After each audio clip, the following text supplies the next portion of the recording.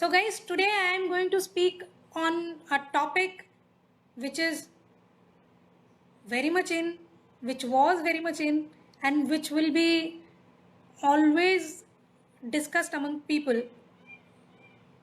ये चीज़ करना चाहिए कि नहीं करना चाहिए. कुछ लोग बोलेंगे बिल्कुल करना चाहिए, बहुत अच्छी बात है. कुछ लोग बोलेंगे बिल्कुल नहीं करना चाहिए क्योंकि आजकल मना करते हैं लोग. पर वो है क्या जो आपको करना चाहिए नहीं करना चाहिए? डिसीजन आपका है, बट वो है क्या? वो है दान. सो दान, चैरिटी, गुड वर्क, जो भी लैंग्वेज आप यूज़ कर लो उसमें. एक बात मैं आपको बता देती हूँ, उसके बारे में कुछ बताने से पहले शुरुआत में ही मैं आपको बोल देती हूँ. दान जो है, जिसको दान मिल रहा है, जिसको दान आप दे रहे हो, अगर कोई हमें दान दे रहा है तो जिसको दान मिल रहा है या जो रिसीवर है उससे ज़्यादा बेनिफिट गिवर को होता है. For your kind information. So अगर आप ऐसा सोचते हो कि आप दान कर रहे हो तो कहीं ना कहीं थोड़े से गलत हुआ. बिकॉज दान करने से आपके पास में कुछ कमी नहीं होती है.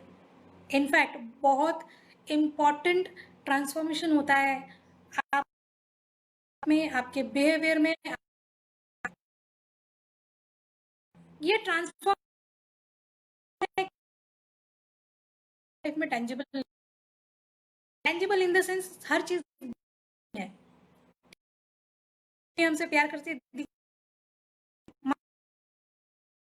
माँ है, तो हम क्या कभी माप के बता सकते हैं कि अपने बच्चे को इतना है, आज 2 किलो कम हुआ है, कल शायद 500 और बढ़ जाए? ऐसा होता है क्या? उसी तरह से हर चीज मापा तोला नहीं जा सकता है. बट दान जो है उसका जो इम्पोर्टेंस है या उसका जो वैल्यू है या उसका जो बेनिफिट है टू द गिवर, जो इंसान दान करता है उसको सबसे ज़्यादा बेनिफिट मिलता है. अगर आपको लग रहा है कि आपने किसी को 500 रुपये दे दिए हैं तो उसको बहुत बड़ा आपने हेल्प कर दिया है, तो आप इतना ज़्यादा मत सोचिए उस पर कि आपने हेल्प कर दिया है, क्योंकि आपने जितना हेल्प किया है उससे कई गुना ज़्यादा आपको रिटर्न में आने वाला है. बट द क्वेश्चन इज, दान कि नहीं करना चाहिए? अगर करना चाहिए तो किसे करना चाहिए, कैसे करना चाहिए, और अगर नहीं करना चाहिए तो क्यों नहीं करना चाहिए? Now many people might be having many different various questions in their mind कि इसे उसे नहीं करना चाहिए, या शायद मंदिरों में दान नहीं करना चाहिए, रास्ते के जो भिखारी है उसके लिए भी कभी कभी बोला जाता है कि इनको भी इस तरह से देना नहीं चाहिए. देखिए, हर बात थोड़ा बहुत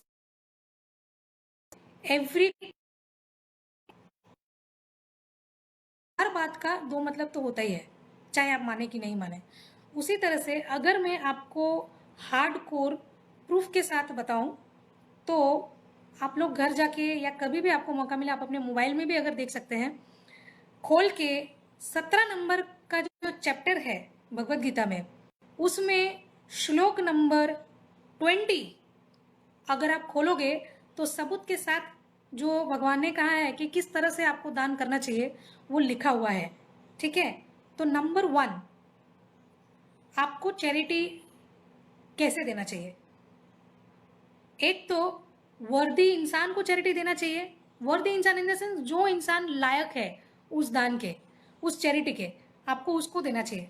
अभी फॉर एग्जाम्पल आप बोलो कि कोई गरीब है, उसको मैंने हाथ में पैसे दे दिए हैं, तो यू कैन नॉट गारंटी कि आपने जो पैसे दिए वो पैसे उससे आकर कोई और ले नहीं लेने वाला है. ठीक है? तो अगर आप किसी गरीब को खाना ही खिलाना चाहते हो तो मैं ऐसा कहूंगी, ही इज अ वर्दी पर्सन, बट देन उसको जिस चीज की जरूरत है आप वो दो, उसको जो चाहिए वो मत दो. Do not fulfil the want, fulfil the need. Even for yourself always try to fulfil the need. जो वॉन्ट होता है वो अननेसेसरी लगेज की तरह रहता है हमारे पास. हम फ्लाइट में जाते हैं ना, जब भी हम लोग फ्लाइट्स में जाते थे, एक होता था हमारे पास में हैंड बैग, दूसरा होता था लगेज. जो लगेज होता है उसमें एक्सेसिव सामान रहता है, जो हैंड बैग होता है उसमें हमारी इमरजेंसी रहती है. हमारी लाइफ भी ऐसी ही फ्लाइट है जहाँ पे हम लोगों के पास में एक हैंड बैग होता है जिसमें हमारी इमरजेंसी सामान रहती है, जिसकी हमको कभी भी ज़रूरत पड़ सकती है. Need.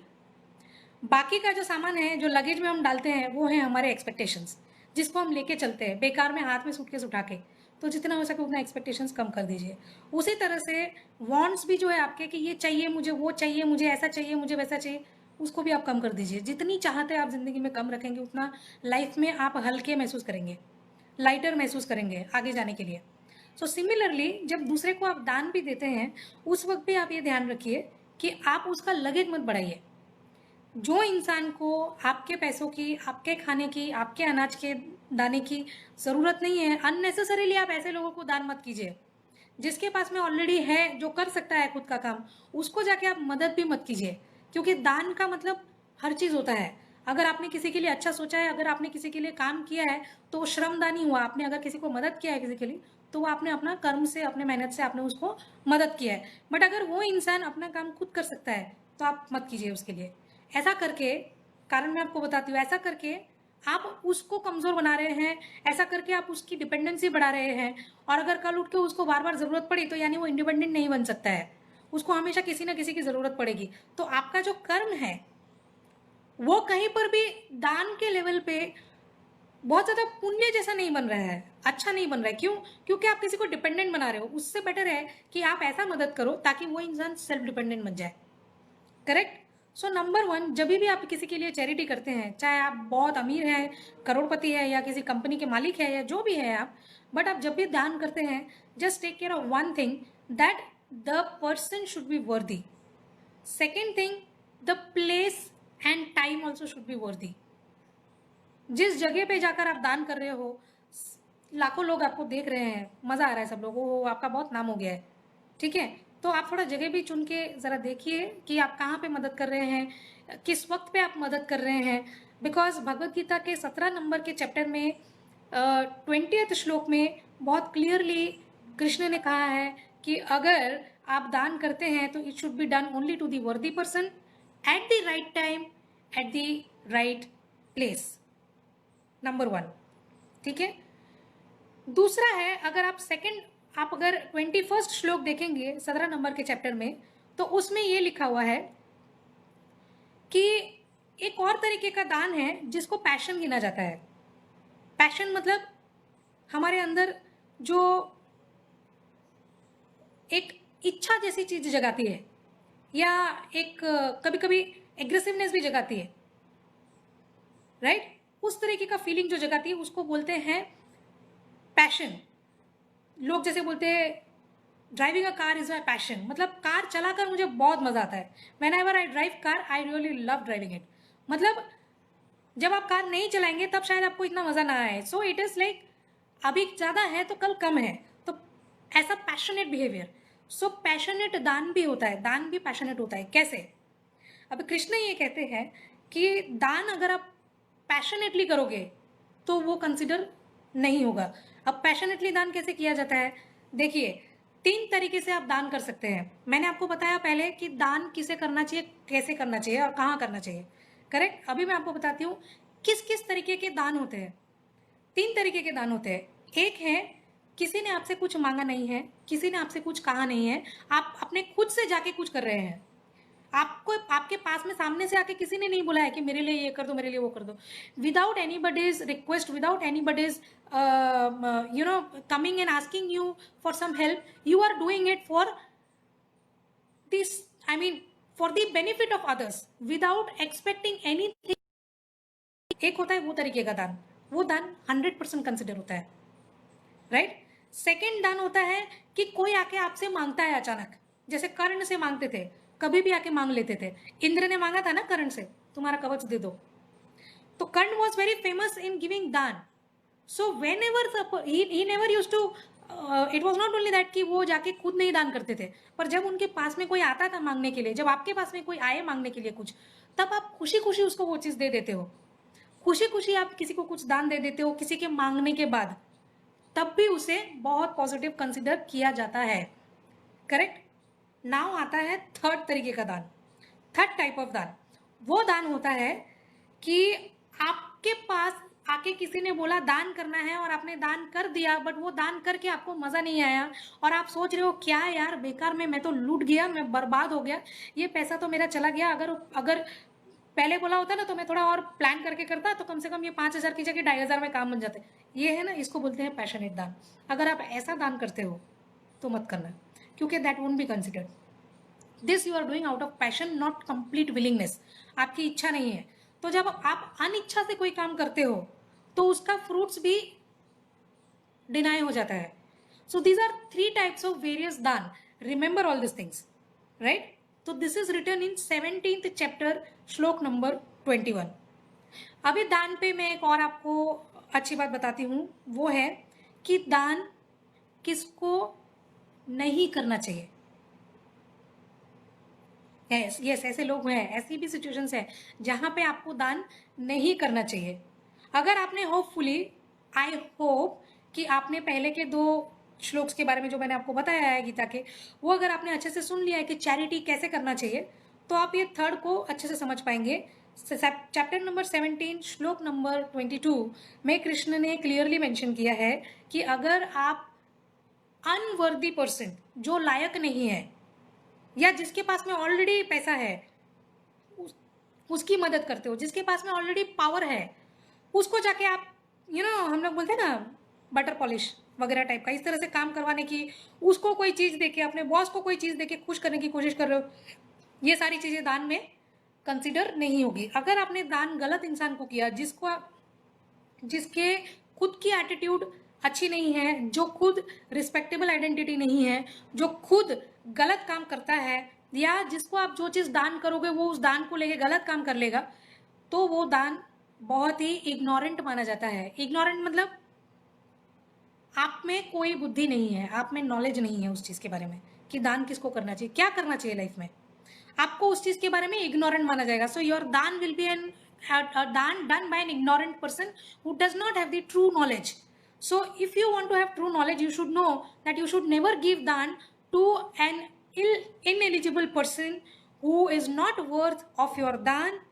Second thing, in the wrong place, गलत जगह पे जाके अगर आप डिस्ट्रीब्यूशन करते हो, चैरिटी करते हो, लोगों की सेवा करते हो और आपको लगता है कि आप सेवा कर रहे हो और आप ये दिखाने की भी कोशिश कर रहे हो कि आप सेवा कर रहे हो, तो आप समझ लीजिएगा कि उसका कोई मेवा आपको मिलने नहीं वाला है। असलियत में कोई मेवा नहीं मिलेगा। आप करके देखना चाहे तो देख लीजिए जिंदगी जाके।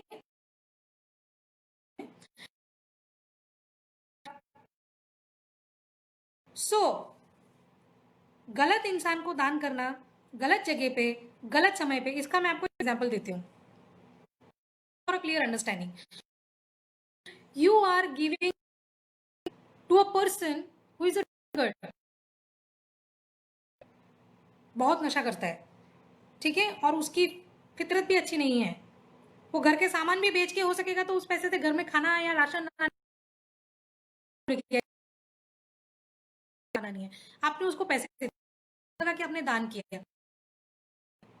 Understand the meaning, what ever Krishna has told, it is completely actual knowledge, एकदम ट्रूथफुल है उन्होंने दिया है, उसमें बिल्कुल लॉजिक के साथ में है हमेशा, या नशा करता है, भी नशा करता है, वैसे इंसान को जाके अगर आप 500 रुपया थमाओगे या 10 रुपया भी थमाओगे, वो जाके देसी दारू ही लेके आने वाला है, वो देसी दारू लेके आने वाला है, वो देसी दारू पीने वाला है उसी पैसे से, और पी के अगर वो किसी को मारपीट करता है या किसी का मर्डर कर देता है तो वो अकेले जिम्मेदार नहीं होता है। वो जिसका कत्ल करता है या जिसको वो मारता है या अपने घर में अपनी बीवी बच्चों को जाके परेशान करता है या कुछ भी गलत करता है, तो वो उनके मन में से जो हाय निकलेगी या बददुआई निकलेगी, वो उसका जिम्मेदार सिर्फ और सिर्फ ये इंसान नहीं है जो शराब पी के उनको मार रहा है, उसका एक्चुअल जिम्मेदार आप हो। बिकॉज उसको शराब पीने के लिए पैसे दिए किसने? आपने दिए हैं, ठीक है। आपने क्या सोच के दिया? गरीब की मदद कर रहे हो। तो इस तरह से मदद करते हैं यहाँ वहाँ पे। तो नेक्स्ट टाइम से जब भी आप किसी भी करने की कोशिश करें तो आप देख लीजिएगा कि that person is really worth of it और नॉट। इनफैक्ट मैं ये बोलूँगी कि अगर आप जैसे रास्ते के भिखारी भी अगर होते हैं, अगर आप उनको भी कुछ देना चाहते हैं, तो ये मेरा मानना है, करना आपकी मर्जी है, मेरा मानना है ये कि किसी गरीब रास्ते के गरीब भिखारी को भी अगर आप कुछ देना चाहते हो तो प्लीज़ आप अपने हाथों से खाना फ्रेश खरीद के उसके हाथ में दे दीजिए, उसके हाथ में पैसे मत दीजिए। आई एम सॉरी, कुछ इंटरप्शन हुआ है लगता है, इसकी वजह से ऐसा हुआ। सो उसके हाथ में आप पैसे मत दीजिए। क्यों? क्योंकि लोग ऐसा बोलते हैं, या पहले ऐसा कई बार साबित भी हुआ है कि जो भिखारी लोग होते हैं उन लोगों का भी रैकेट चलता है, उनको भी कहीं से उठा उठा के बच्चों को लेके आते हैं या उनको अंधा लूला लंगड़ा बना के बिठा देते हैं ताकि वो लोग ज़्यादा अच्छा बिजनेस करें। And end of the day they are suppose to pay the amount what they have received by begging the whole day to their owner, जो उनका मालिक है या जो वो धंधा चला रहा है उनको देना पड़ता है। अभी आपकी और मेरी रिस्पॉन्सिबिलिटी नहीं है कि ये रैकेट चल रहा है या वो सही में भिखारी है। आपका और मेरा रिस्पॉन्सिबिलिटी इतना बनता है कि हम अपनी इंटेलेक्चुअलिटी को यूज करें। भगवान ने बुद्धि तो सबको दी है, ठीक है, किसी को कम दी है, किसी को ज्यादा दी है, पर इतना भी बेवकूफ किसी को नहीं बनाया है कि वो इतना समझाने के बाद भी नहीं समझ सकता। आप किसी की मदद करना चाहते हैं, आप उसको 10 रुपए देके, वो भूख लगी है साहब खाना दे दो, वैसा ही बोलते हैं ना, तो खाना ही दे दो ना, आप उसको 10 रुपए क्यों दे रहे हो? आप उसको खाना दे दो। रही बात रैकेट की, अगर चल भी रही है तो भी वो बंद हो जाएगी। क्यों? क्योंकि आपके और मेरे जैसे लोग सतर्क हो गए हैं, भिखारियों को सबने पैसे देने बंद कर दिए हैं। अभी सीधा सीधा खाना दे देते हैं, कोई आके उनके ही साइज के कपड़े खरीद के दे देते हैं, या इन देयर ओन वे। पैसे निकाल के फट करके देना एक और चीज होता है, मैं आपको बताती हूँ। पैसे निकाल के सट से दे देना ना, वो एक बहुत आसान काम भी हो जाता है। तो थोड़ा वो बोलते हैं ना, थोड़ा if I am very lazy, तो मैं अपने गाड़ी से निकल के उतर के मैं जाके एक ब्रेड खरीद के उसको देने में मेरे को बहुत तकलीफ होगी। क्यों? उतर के कौन जाएगा? ले तू ही लिया। अभी तुमको मालूम है, तुमने उसको बोला तू ही लिया, उसके पास से, बेचारे के पास में से जाके पैसा शायद कोई ले भी ले। You never know, I and you don't know, but if I want to do the work fulfillingly, तो फिर I should be responsible in each and every action of mind. अगर मैं भिखारी को दान दे रही हूँ, अगर मैं उसको अन्न दान देना चाहती हूँ, मैं उसको, वो बोल रही है भूख लगी है मुझे खाना दे दो, तो मेरे को अगर उस पर इतनी दया है तो मुझे उसको खाना ही देना चाहिए। This is my work, this is my responsibility as far as I understand. अभी अगर मेरे को उसको 10 रुपए देके खत्म करना है तो मेरे को कोई प्रॉब्लम नहीं है, तो आप खत्म कर सकते हो, मर्जी आपकी है। ये मैं आपको बता रही हूँ जिस तरह से लिखा हुआ है भगवद गीता में, इस चीज को कोई डिनाई नहीं कर सकता है। So for everyone's benefit I will just repeat once again, दान किसे कहते हैं, कहाँ करना चाहिए। नंबर 1, ये सिर्फ दूसरे लोगों के लिए जो लोग बाद से जाके ज्वाइन हुए हैं, right, for them only I am repeating once again.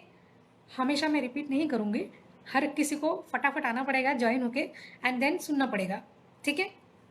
सो आप वर्दी इंसान को सही जगह पे सही समय पे दान करेंगे तो वो चीज काम आएगी, उस इंसान को भी और आपको भी। दान जो रिसीव करता है उससे ज्यादा बेनिफिट जो दान करता है उसको होता है, ये भी आप समझ लीजिए। नंबर 2, कितने तरीके के दान होते हैं? 3 तरीके के दान होते हैं। एक है, आपसे किसी ने नहीं मांगा, किसी ने कुछ रिक्वेस्ट नहीं किया, किसी ने कुछ बोला नहीं आपको, कोई मेल नहीं आया आपको, आपने अपने आप से किसी की मदद कर दी। चाहे कर्म से श्रम दान किया आपने, चाहे पैसे से दान किया, चाहे खाना से दान किया, कपड़े दिए, जो भी करना हो, आपका जो भी फॉर्म है दान देने का, वो दान आपने दिया विदाउट आस्किंग, किसी ने नहीं बोला, and without having any expectations from them. This is called a pure दान। सेकेंड थिंग, किसी ने मांगा आपसे, होता है, ऐसा नहीं है कि हमेशा कोई मांगेगा नहीं और मैं दे दूं तो वही दान हुआ। कोई हमारा नेचर देख के, हम अगर अच्छे इंसान हैं वो देख के लोग एक्सपेक्टेशंस हमसे रख सकते हैं, and that is a brilliant thing. You are lucky that people are having that trust on you, that वो आते हैं आपके पास में मदद मांगते हैं, तो आप अपने आप को खुश नसीब समझिए, ठीक है। क्योंकि देखिए, आप खुद सोच के देखिए, कितने सारे लोग ऐसे हैं दुनिया में जिनका नाम मदद की जब भी आपको जरूरत पड़ती है तुरंत आपके दिमाग में आता है, कितने लोग हैं। और उसी वक्त में ऐसे लोग भी आपके दिमाग में रिफ्लेक्ट होते होंगे जो लोग कभी भी आपको वक्त आने पे मदद नहीं करेंगे, तुरंत रिफ्लेक्ट होंगे कि यार ये लोग दोस्ती करने में बहुत महान है, बट जैसे ही काम करने के लिए बोले तुरंत भाग जाएंगे। पिक्चर देखने के लिए बोलो तो आएंगे, शॉपिंग करने के लिए बोलो तो आएंगे, कुछ हेल्प करने के लिए बोलो तो भाग जाएंगे। तो ऐसा सब मत कीजिएगा आप। सो जब when somebody comes in upfront, आपसे आके कोई मदद मांगता है, उस वक्त जो आप दान करते हो वो खुशी खुशी कर देना। अगर आप खुशी खुशी वो दान कर देते हो, willingly, without having any expectations from them, ठीक है, और without giving a single negative thought कि यार मैंने क्यों किया, देन दैट दान is also considered to be a very valid दान, वैलिड चैरिटी, ठीक है। थर्ड दान which is known as a passionate दान, दैट इज किसी ने आपसे आके मांगा या किसी ने आपसे आके कुछ बोला तो आप वो काम करते हो बहुत ही ग्रजिंगली। अरे यार, जब देखो तब ये आके मेरे को परेशान करते रहते हैं, शांति से बैठने नहीं देते हैं।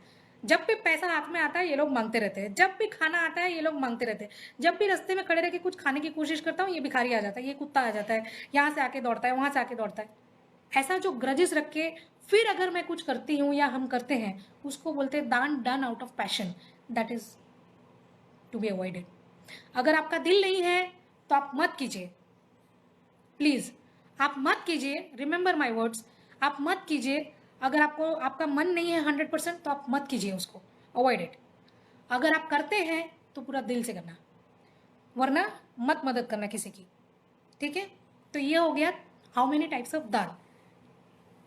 थर्ड इज किसको दान नहीं करना चाहिए, the person those who are not worthy, the time which is not good, and the place which is not fruitful. गलत जगह पे गलत समय पे गलत इंसान को दान मत दीजिए, उससे हो सकता है कि आपका पाप का घड़ा और बढ़ता जाए। क्योंकि अगर उसने कुछ गलत काम किया आपके मदद से, तो वो गलत काम का नतीजे का जो फल मिलने वाला है ना, उसके लिए वो अकेला जिम्मेदार नहीं रहेगा, उसके लिए आप भी जिम्मेदार रहोगे, ठीक है। सो चैप्टर नंबर 17 श्लोक नंबर 20, 21 एंड 22 पढ़ भी लिया मैंने, आपको बता भी दिया, डिस्क्रिप्शन भी दे दी, आपको समझा भी दिया। ये तो मतलब स्पून फीडिंग वाली बात हो गई। अभी आप कम से कम इतना कर लो, जैसे हम मंत्र बोलते हैं ना, ओम भूर्भुवः स्वः, उस तरह से कम आप अपने लिए आज घर में गीता खोल के ये 3 श्लोक अपने खुद के मेहनत से पढ़ लेना और उसके डिस्क्रिप्शन देख लेना। अगर हो सके तो मोबाइल में भी देख सकते हो, कोई प्रॉब्लम नहीं है। स्वामी सुखानंदा या सुखबोधानंदा ऐसे करके आता है, उनका एक्सप्लेनेशन भी बहुत अच्छा है भगवत गीता में। तो अगर आप मोबाइल में भी टाइप करोगे गूगल में, तब भी ये 3 श्लोक आ जाएंगे, आप पढ़ लो। आई रिक्वेस्ट यू, आप पढ़ लो, आपके लिए ही भला होगा। और अपने बच्चों को भी बता देना।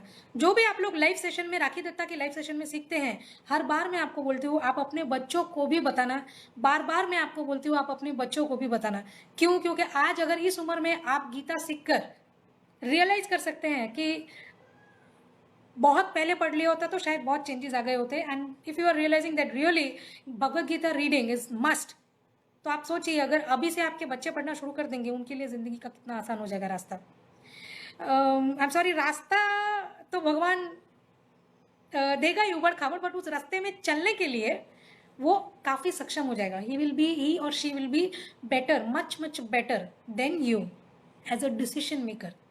डिसीजन मेकिंग स्किल्स ब्रिलियंट करना है तो भगवत गीता पढ़ना है, वरना एज यूजुअल जैसा आप करते आए हैं आप करते रहिए और वैसा ही होगा जैसा हो रहा है अभी तक, correct.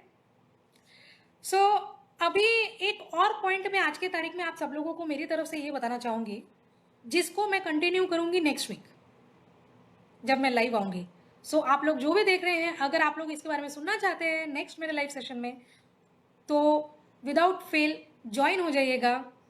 That is on team work. सो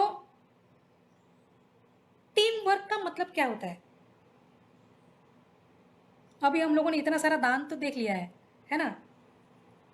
कहीं कहीं शायद उसके साथ में जुड़ता है टीम वर्क भी, करेक्ट। काफी लोग थोड़ा बहुत लिंक शायद बना पा रहे हैं टीम वर्क के साथ में। सो टीम वर्क के बारे में अगर मैं आपको बताऊं, सो कैसे टीम वर्क करना चाहिए, कितने हद तक टीम वर्क करना चाहिए, क्या करना चाहिए क्या नहीं करना चाहिए, वो सब डिटेल में मैं आपको बाद में नेक्स्ट सेशन में बताऊंगी। बट आज मैं आपको एक चीज बता दूं, which is the hard fact truth. Team में लोग क्यों काम करते हैं? हम लोग जैसे I myself is a leadership coach, और हम लोग काफ़ी कॉर्पोरेट्स में team building exercises, team building strategies, team management, managers को टीम मैनेजिंग सिखाते हैं हम लोग, सब कुछ होता है। बट क्या सही में हर एक team member is actually a team member? I mean to say, are you sure that they are not having an individualistic thinking in their mind? Think about it. ये जो टीम मेंबर को कैसे चलाना है, टीम मैनेजमेंट कैसे करना है, team building exercise तक करा लेते हैं, आउटबाउंड ट्रेनिंग्स भी हो जाती है टीम बिल्डिंग में। तो बढ़िया, एकदम मज़ा आ जाता है। मैंने खुद किया है, बहुत मज़ा आता है, अनडाउटेडली बहुत अच्छा लगता है। बट क्या ये एक्सरसाइजेस, ये ट्रेनिंग, ये थियोरीज या प्रैक्टिकल एस्पेक्ट्स को देखने के बाद में क्या सही में टीम बिल्डिंग होती है? मेरे हिसाब से, मेरा चेहरा देख के काफ़ी लोगों को आइडिया आ गया होगा कि मैं क्या कहने की कोशिश कर रही हूँ। मैं कंप्लीटली डिनाई तो नहीं करूँगी, थोड़ा बहुत होता है टीम बिल्डिंग, जिसमें आना चाहिए उसमें आ जाता है, बट एक्चुअली में एवरीबडी इज थिंकिंग और having an individualistic perception in their mind. सबको अपने लिए जीना है और इसकी किसी की वजह से आज टीम में कमियां महसूस होती है। अगर आप भगवत गीता का लेक्चर्स कराएंगे तो हर कोई अपने लिए नहीं जिएगा, हर कोई टीम के लिए, ऑर्गेनाइजेशन के लिए काम करेगा। और जब हम सब मिलके ऑर्गेनाइजेशन के लिए काम करेंगे तो डेफिनेटली ऑर्गेनाइजेशन ही आगे आएगी। और आज के तारीख में जो इतने लोग मिलके नौकरियां ढूंढते हैं, कितने लोग रिक्रूटमेंट्स ढूंढते हैं, कितने लोगों का मुझे भी रिक्वेस्ट आता है, ये सारी चीजें क्यों होती है? आज कंपनी की हालत खराब है इसीलिए बाहर नौकरी चाहिए, कल कंपनी की हालत खराब थी इसीलिए नौकरी चाहिए थी, आज तो सिचुएशन ऐसी है इसीलिए नौकरी चाहिए थी। कंपनी की हालत खराब हुई क्यों? क्योंकि कहीं ना कहीं किसी न किसी ने इंडिविजुअलिस्टिक परफॉर्मेंस दिया हुआ है, टीम के लिए या कंपनी के लिए नहीं दिया है। अगर हम सब मिलके टीम के लिए सोचेंगे, थोड़ा और ब्रॉडर कर देती हूँ, ऑर्गेनाइजेशन के लिए सोचेंगे, थोड़ा और ब्रॉडर कर देती हूँ, कंट्री के लिए सोचेंगे थोड़ा सा और, दुनिया के लिए सोचेंगे, एज द होल ग्लोब अगर हम सोचते हैं तो ऑर्गेनाइजेशन 100, टीम तो हमारी अच्छी वर्क करेगी ही करेगी, उसमें कोई दो राय है ही नहीं। ऑर्गेनाइजेशन भी अफलातून होगा, ऑर्गेनाइजेशन भी ग्रो करेगा। जब हर टीम के लिए काम करता है तो ऑर्गेनाइजेशन ग्रो करेगा ही करेगा। अगर ऑर्गेनाइजेशन ग्रो करता है तो क्या हम लोगों को नौकरी बाहर मांगने की जरूरत पड़ती है? पड़ेगी। लॉजिकली सोच के देखिए, क्योंकि हम लोग बहुत लॉजिक में मानते हैं। हम लोग जैसे भगवत गीता है या कोई इस तरह से कोई आपको बोलेगा जो मैं आपको बता रही हूँ, ये सारी बातें कभी कभी लगती है अरे किताबी बातें, कभी कभी किताब से उठा के थोड़ा पढ़ाई भी आपने किताब से ही की है, ठीक है ना। तो बहुत सारी बातें ऐसी होती है जो किताब में लिखी हुई है बिल्कुल परफेक्ट है और बहुत प्रैक्टिकल है, और जो भगवत गीता जैसी किताब में लिखी हुई है उसको तो कोई डिनाई नहीं कर सकता है। The moment you start thinking collectively rather than individually, the growth will be there, एकदम लॉजिकली ग्रो होगा। और जब ऑर्गेनाइजेशन लॉजिकली ग्रो करता है, कंट्री लॉजिकली ग्रो करती है, डेफिनेटली फायदा हर इंडिविजुअल को होता है।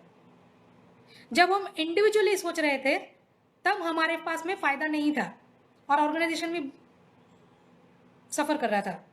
जब हम टीम और ऑर्गेनाइजेशन के लिए सोचते हैं तो डेफिनेटली इंडिविजुअल को ऑटो मोड पे बेनिफिट होना शुरू हो जाता है। थिंक अबाउट इट, हर बात जो मैंने आपको कही है उसके पीछे 110% की लॉजिक है, 110% की लॉजिक है। रेस्ट अगर आप एंटी डिप्रेशन के बारे में या अगर आप ये क्या बोलते हैं फ्रस्ट्रेशन, एंगर मैनेजमेंट, ये सब चीज़ों के बारे में भी अगर आप सफ़र करते हैं तो you can definitely watch my YouTube channel Rakhi Datta YouTube channel, जिसमें आपको सॉल्यूशंस मिल जाएंगे। बहुत ही शॉर्ट वीडियोस मैं बनाती हूँ, अपडेटेड रहते हैं। मगर अगर आप सब्सक्राइब नहीं करेंगे तो आपको वो यूट्यूब के अपडेशंस नहीं मिलेंगे जब मैं दूसरे यूट्यूब डालूंगी उसमें। आपको जिससे फ्री लर्निंग चाहिए, अगर आपको फ्रीली अपडेशंस चाहिए, आपको फ्री में सीखना है, तो आपको सब्सक्राइब करना पड़ेगा मेरे चैनल में, तो ताकि जब मैं दूसरा वीडियो डालूंगी वो अगर आपके लिए रेलेवेंट होगा तो आपको वो वीडियो का अपडेशन मिल जाएगा और आप उस वीडियो को देख सकते हो। रही बात, अगर आप लोगों ने रेकी के बारे में सुना है, Reiki is a universal positive energy जो रेकी हीलर्स करते हैं, राइट। उसमें भी कहा गया है कि अगर आप किसी को हील करते हो, the power you are absorbing from the universe, so you are not buying some power or medicine, but you are taking it from the universe and if you are passing that energy to someone, you have to ask them कि आपको मुझे पे तो करना ही पड़ेगा, because if you are not paying and if you are taking that free, वो आपके लिए फ्रूटफुल नहीं होने वाला है।